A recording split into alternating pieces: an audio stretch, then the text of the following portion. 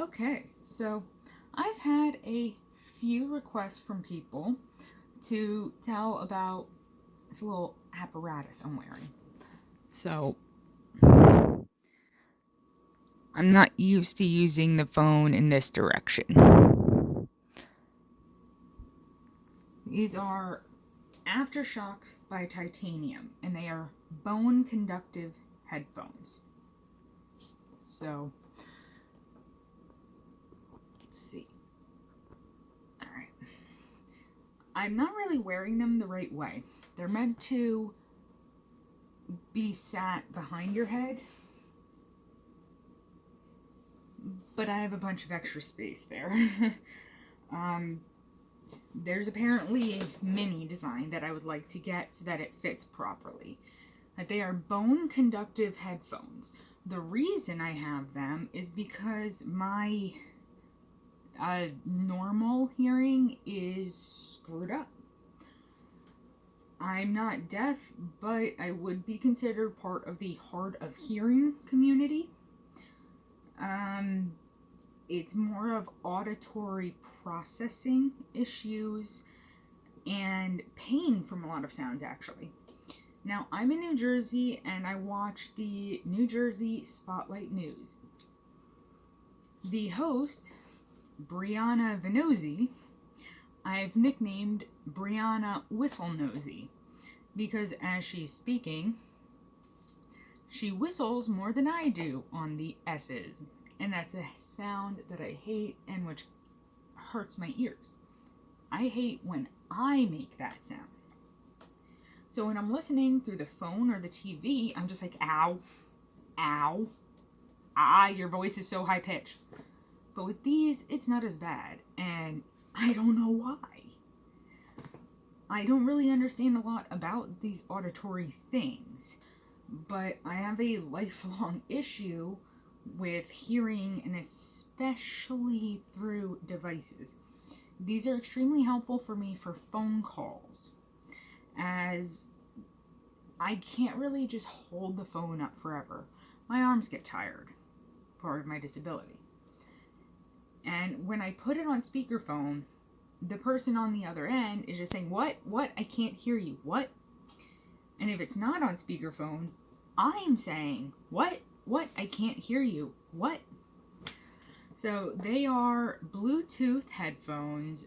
They also come in a mini, which I would really like to get so they fit me properly. And they transfer sound, the bone here, and it conducts through your literal bones to transfer to the ears. And I love the sound quality this way. It is much better. I also don't have pain like when I wear the normal over-the-ear headphones, because those crush my ear into my glasses, into my head, and it just hurts.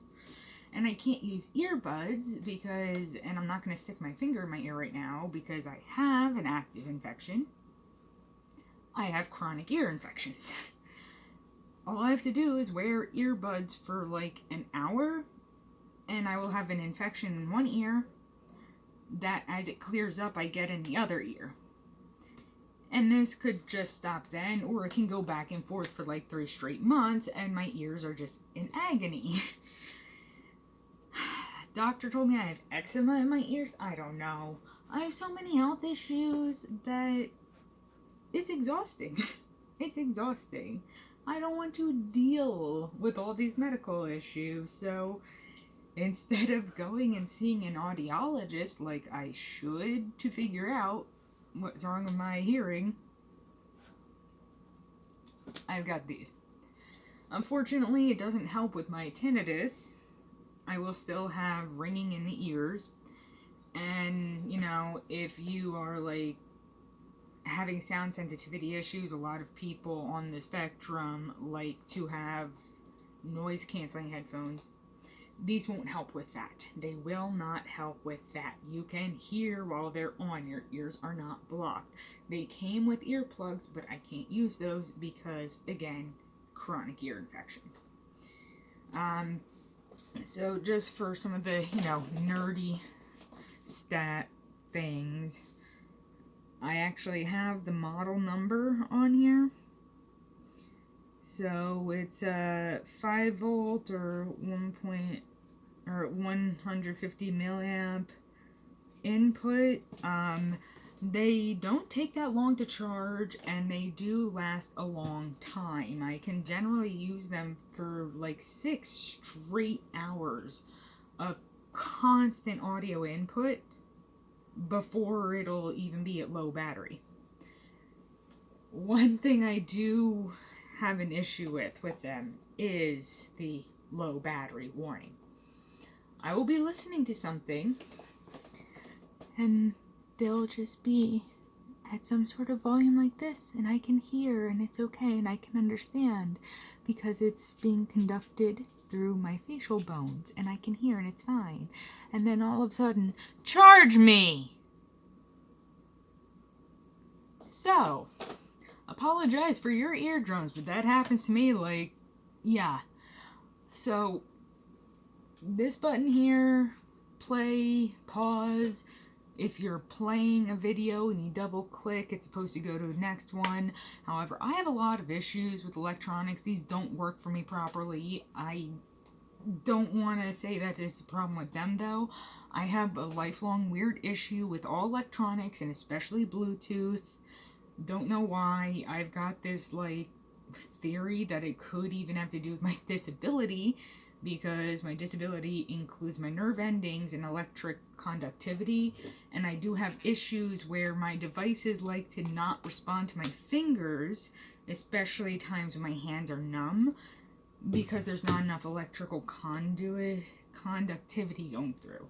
So there could be something wacky with my body's electric conduction that screws with my electronics. I have issues that other people don't. I have issues where people who know about electronics look at it and say, I've never seen this, I don't know what you've done. I understand more about electronics than it seems like I do. It's just that they work so poorly for me that I decided to say, yes, I am a tech boomer, that's fine, give me that label, I'm cool with it. Because, I will look for solutions to my issues and they don't exist. So hopefully they'll work for you properly. Then over here on this side, we've got the other buttons. Now, this little flap here for charging is supposed to help it be waterproof, but it's kind of lifted up, so I don't actually trust it for waterproofness. But supposedly they're supposed to be waterproof, so if this thing was actually closed and sealed, it should be able to literally go into, the shower with them if you wanted to, but, I'm paranoid about that. I don't do that. Then we've got the volume up / power and the volume down. What I really like is being able to press the power down while things are paused or not playing sound to hear the battery level. That's why I put it to charge when it's telling me it's battery low, before I start having the voice screaming, charge me, out of nowhere as I'm listening to another, Randonautica or creepypasta or ARG type thing, because I love horror stuff. So I'm often listening to things that are pretty, and then we found out that perhaps the killer was blank, or if you encounter this SCP, take this caution. And then it's just screaming, charge me. It's very disconcerting. Mini panic attack. So that's the one thing that I really don't like, is how loud the person's voice is. When I'm turning it on, especially if it's quiet in the room, you just hear, welcome to Aftershokz. It's like, and it seems like adjusting the volume of the headphones doesn't adjust her voice. So, little bit loud, obnoxious, annoying. So, I'm not good at doing reviews or explanations, I don't really think. So, I will also include a link to the website, I guess. I got these from Fingerhut, but look, the stuff on Fingerhut's expensive. I got a Fingerhut account so I can build credit. I'll just link to the actual website for these because I'm not trying to convince anyone to sign up for Fingerhut, but at the same time, maybe I'll also include link to Fingerhut. I think there's something where if people sign up, I can get rewarded. I don't know. So if you were thinking of getting a Fingerhut account for, working on your credit, you can check out the headphones there. But I'm not affiliated, I'm not sponsored, I've never done anything affiliated or sponsored. I think I once did a review for some pyramid scheme that was trying to get me to become a seller for them, but I don't know how to do this stuff, and I really just hope that all the information I gave was satisfactory. And I'll include those links. I don't know how to do a proper outro, but thank you for watching and being here. And if you want to check out these headphones, I do love them. As much as there are issues I have with them, I love them. I have no desire for any other type of headphones now, except for getting another pair of these in the mini version so they actually fit my head. So, alrighty, peace out.